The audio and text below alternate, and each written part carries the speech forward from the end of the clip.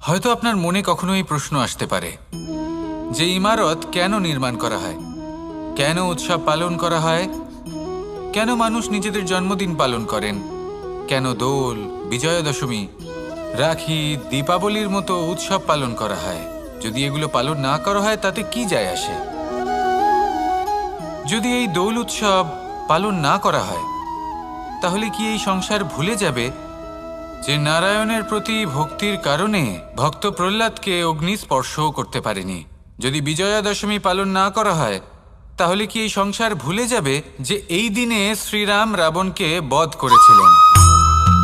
যদি আমরা দীপাবলির এই উৎসব পালন না করি তাহলে কি এই সংসার এটা ভুলে যাবে যে অযোধ্যাতে অমাবস্যার এমন এক রাত এসেছিল যে রাত্রে অযোধ্যা পূর্ণিমার থেকে বেশি উজ্জ্বল হয়ে উঠেছিল?